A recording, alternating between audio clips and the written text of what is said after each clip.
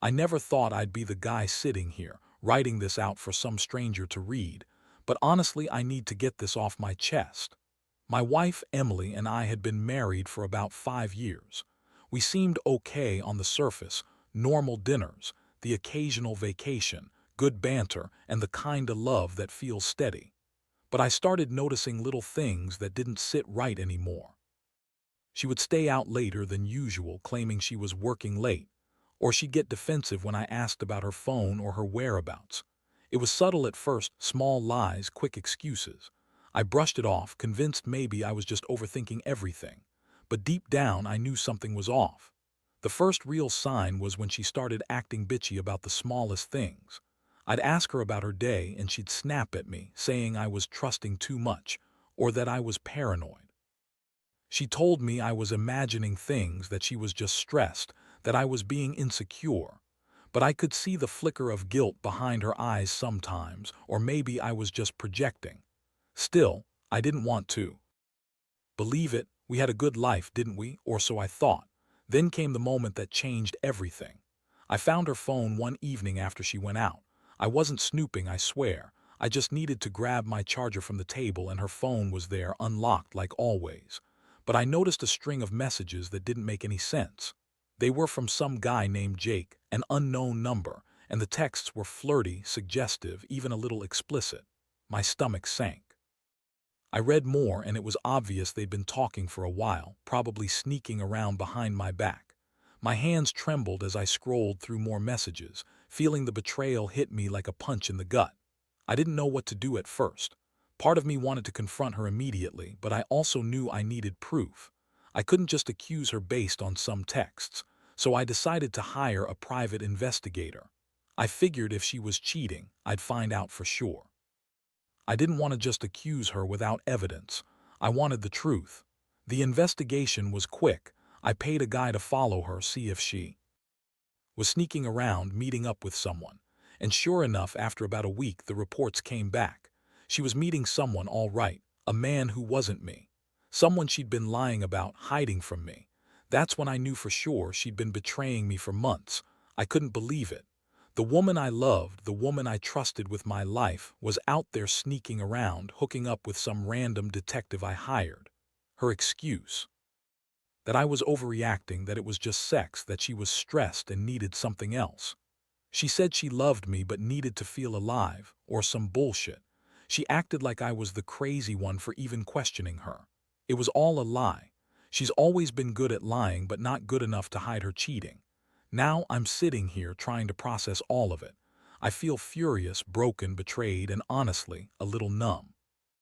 I trusted her with everything, my money, my feelings, my future, and she threw it all away for some fleeting moments with that guy. And what makes it worse? The way she lied so effortlessly, like I was supposed to believe her just because she said she was sorry or that she didn't mean for it to happen. Yeah, right. Like she just fell into bed with him without any warning. I can't even look at her the same way anymore. The woman I thought I knew is gone. She's nothing but a liar and a cheat. And now I'm faced with a choice. I can try to forgive and forget, or I can cut my losses and walk away. Honestly, I don't know what's more painful, knowing she's been unfaithful or realizing I might have to live with that knowledge forever. I thought I was the one who was supposed to be in control here, but it turns out I was just another fool trusting someone who never really cared. I'll tell you one thing. I never imagined I'd be in this position, and I definitely didn't expect the betrayal to come from someone I loved so much. But I guess life has a way of smashing your expectations. Now, I just have to decide what comes next. The day I got the report from the investigator felt like a ton of bricks hitting me all at once. I remember sitting at my desk, staring at the printed pages, trying to process what I was seeing. The photos were clear: Emily sneaking into some hotel late at night, her laughing and kissing this guy Jake like they were old lovers. The messages on her phone confirmed everything. She'd been lying to my face for months, telling me she was at work functions or meeting up with friends. Meanwhile, she was out there with him, probably screwing around during what I thought were quiet evenings at home. I felt sick. It wasn't just the betrayal. It was the way she lied so convincingly, the way she twisted her words to make me doubt myself. She called me paranoid, accused me of trust issues. But here I was, staring at proof she had been cheating right under my nose. I didn't want to believe it, but the evidence was irrefutable. I remember feeling this strange mix of anger and sadness, like I wanted to tear everything apart but also cry at the same time. I'd never felt so helpless and betrayed in my life. I decided I had to confront her. I wanted her to see the damage she'd done, to hear how much her lies had hurt me. I waited until she got home from work that evening, my stomach in knots. She breezed in, acting like everything was normal, like she hadn't just been caught red-handed. I looked her straight in the eyes and said, "We need to talk." Her face immediately shifted. She knew what was coming. She tried to brush it off, saying I was overreacting, that I didn't have proof, that I was just insecure. That only made me angrier. I pulled out the report and the photos and laid them on the table. Her face froze, her eyes widened, and for a moment she looked genuinely caught off guard. But then her smug smile appeared, the one she's perfected over the years. "You're crazy," she said, voice dripping with sarcasm. "You really think I'd do something like that? You're imagining things." Her tone was dismissive, like I was some jealous fool accusing her of nonsense. I could feel my blood boiling, but I kept my voice steady and told her I wasn't going to be played for a fool anymore. "Who is he, Emily?" "Jake.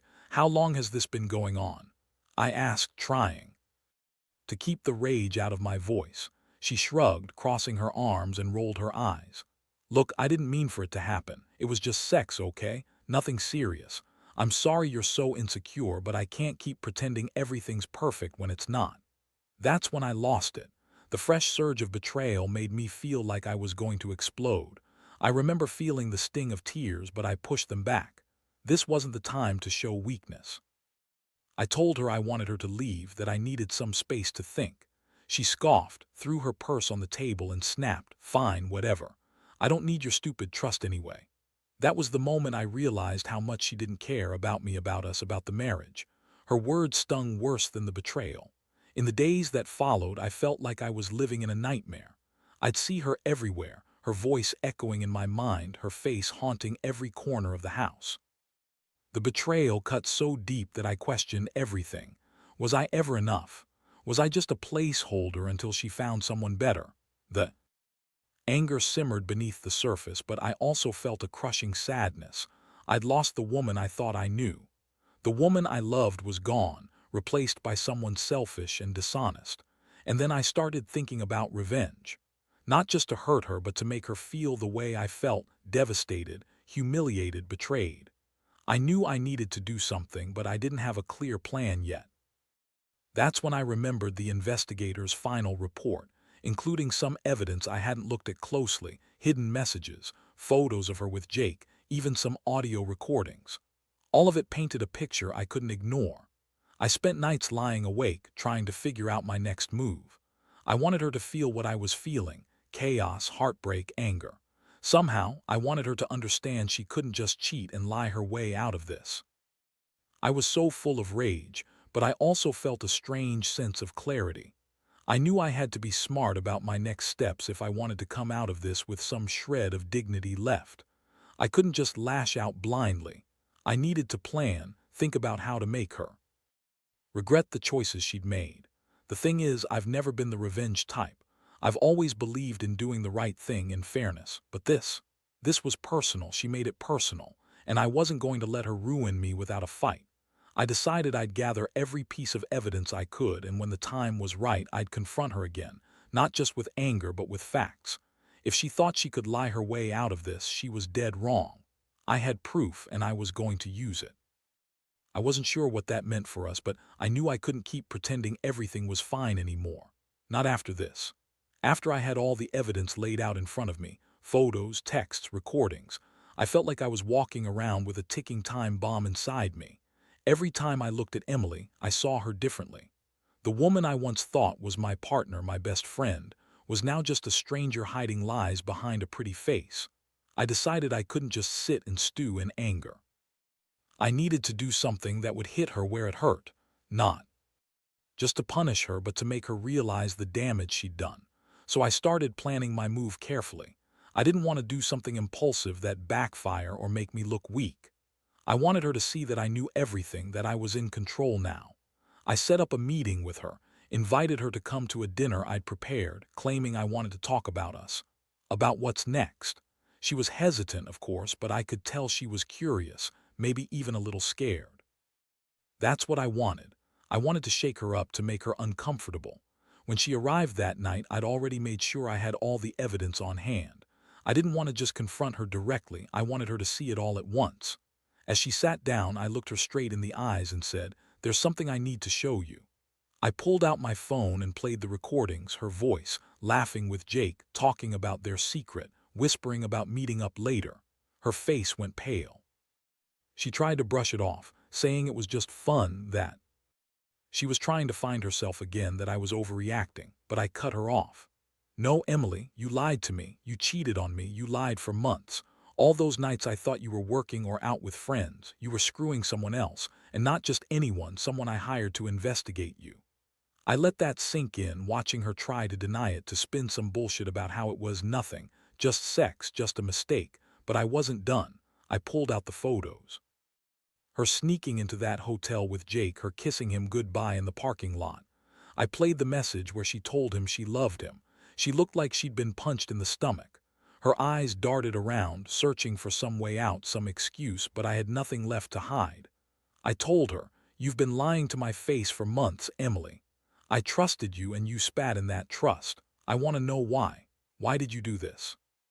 She looked at me then, with that same bitchy smirk she always wore when she thought she was smarter than everyone else. "Look," she snapped, "it's not what you think. That guy Jake, he's just a guy I met at work. It's not serious. I was just having some fun, okay? Maybe I was feeling trapped, or maybe I just wanted to feel something different. But it's not what you're making it out to be. We're not even sleeping together anymore, at least not consistently." Her voice was full of that dismissive tone, like she was trying to brush it all off as some petty mistake. I could see she was trying to minimize it, but I wasn't buying it anymore. What struck me the most was how she kept lying, spinning stories, trying to play the victim. Like I was the one overreacting. That's what hurts the most, her inability to just own what she did. Instead, she blamed me for being possessive, said I was jealous, and that I didn't understand her. But I did understand one thing. She'd been lying to me for months, betraying everything we ever had, and she was too selfish or too scared to admit it. I sat there, listening to her deny and deny, feeling a mixture of rage and heartbreak. I wanted to lash out, to scream, to break something, but I held back. I knew I had to be smart about this. I told her I needed some time to think, that I wasn't going to make any rash decisions. She got up, started to cry, said she was sorry, that she loved me, that she never meant for it to happen. That's when I realized just how much she was good at manipulating.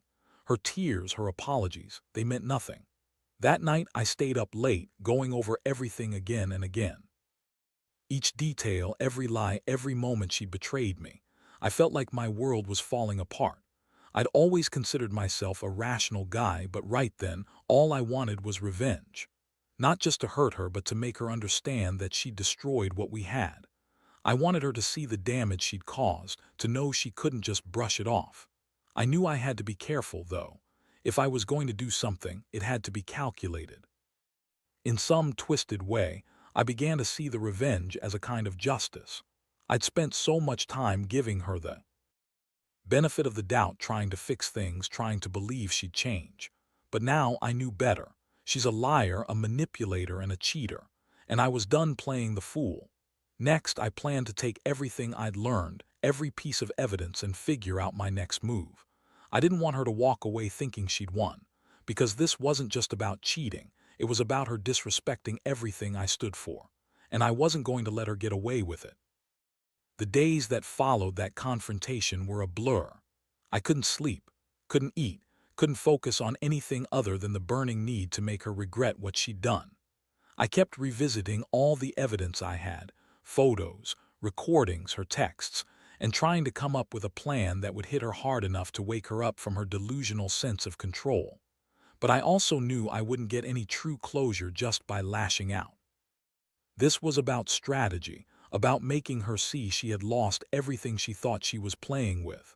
I started by gathering every piece of dirt I could find, not just on her affair but on her entire behavior, her lies, her manipulations, the slutty attitude she put on when she thought no one was watching. I wanted her to understand that I knew everything. I even hired a private investigator again, this time to dig up any other secrets she might be hiding, maybe other guys, maybe some financial stuff I didn't know. The last thing I wanted was for her to slip away, thinking she'd gotten away with it all. I needed to make her realize she was caught, completely exposed. Meanwhile, I kept the evidence close, but I didn't confront her again right away. Instead, I played it cool.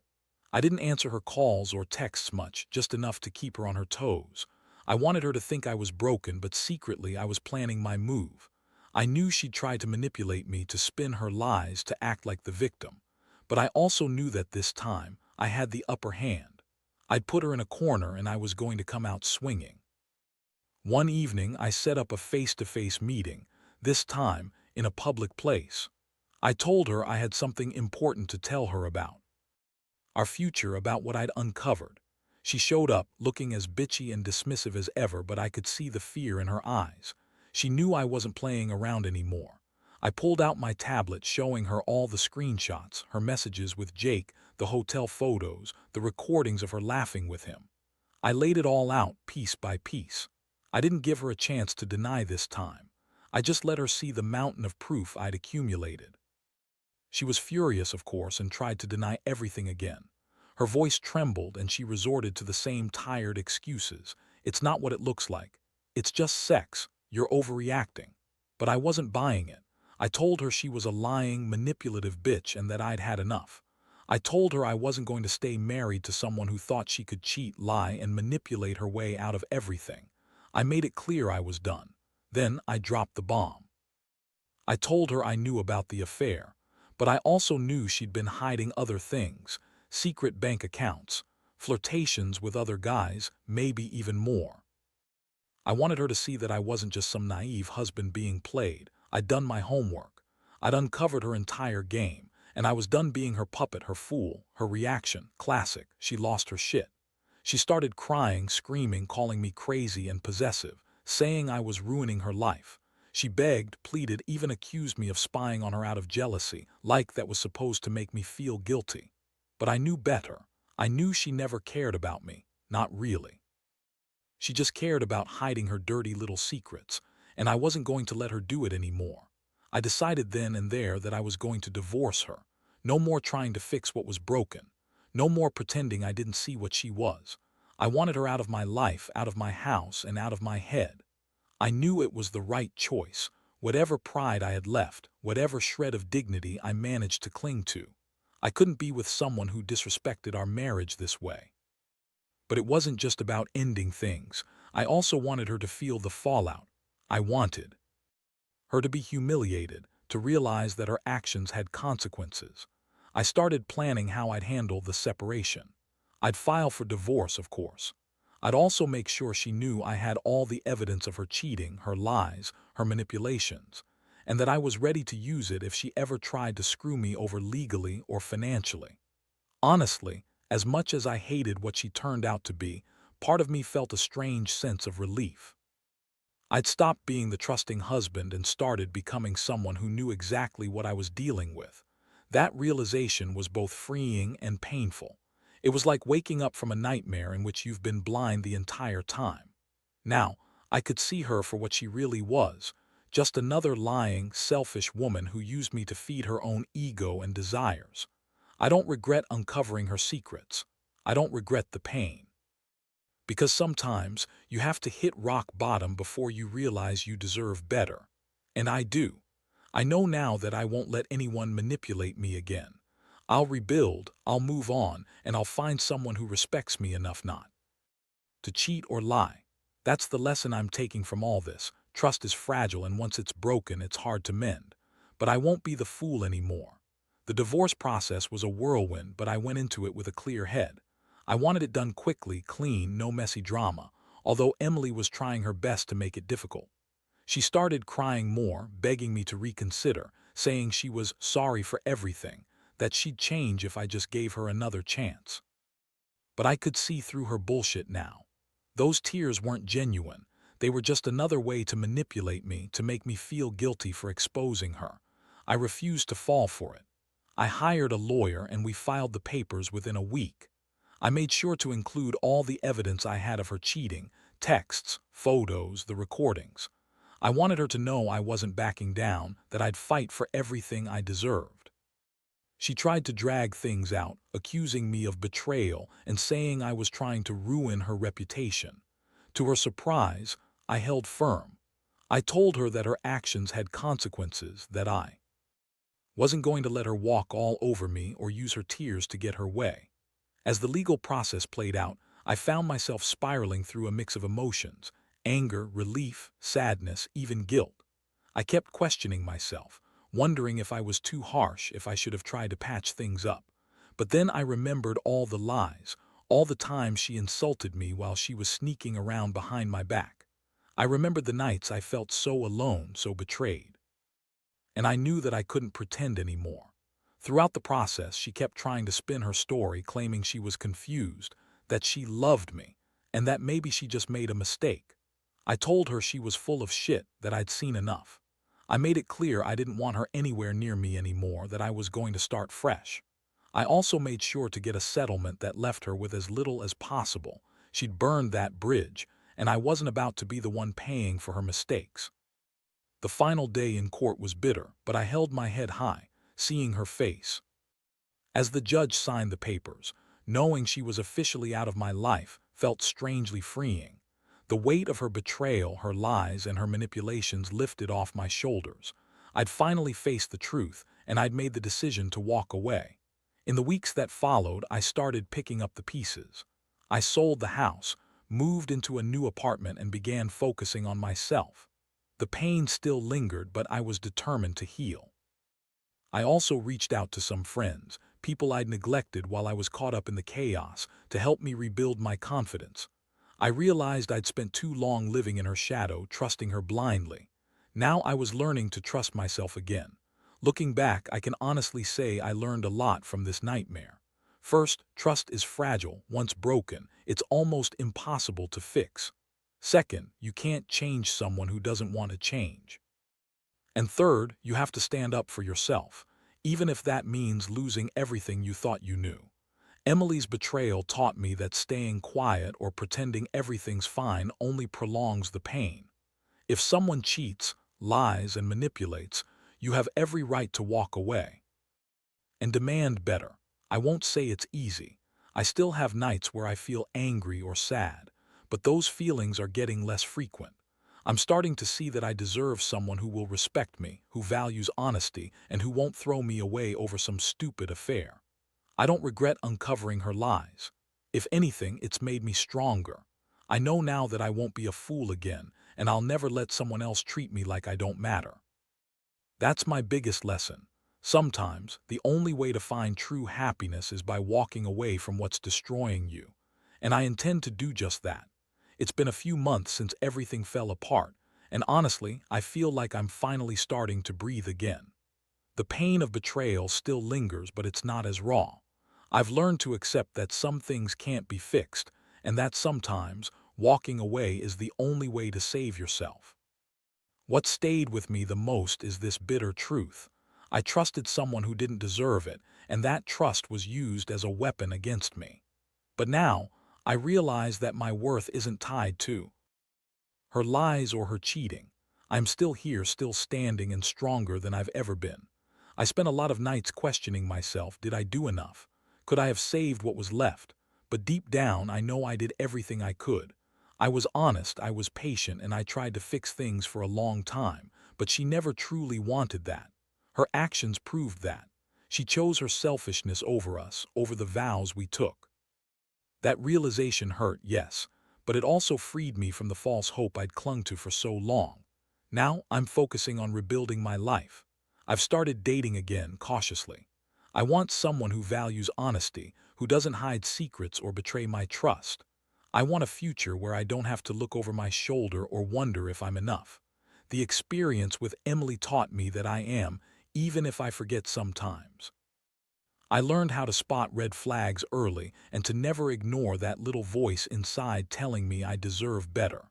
Looking back, I see her for who she really was, a selfish, manipulative person who thought she could get away with anything. But her lies were her downfall, not mine. I was blinded for a while, but now I see clearly. I understand that some people are just bad for you and you have to let them go, no matter how much it hurts. The pain, the betrayal, it all hurts, but it also pushes you to grow.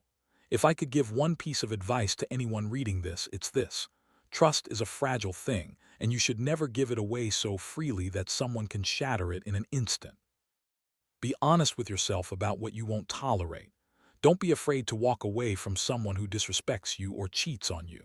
Because in the end, your happiness depends on knowing your worth and never settling for less. I'm not perfect now, and I probably never will be. But I am better. I am stronger. And I will never again let someone manipulate or lie to me just to satisfy their own selfish needs. That's the true lesson I've taken from all of this. Sometimes, you have to lose everything to find yourself. And in losing her, I found my own strength.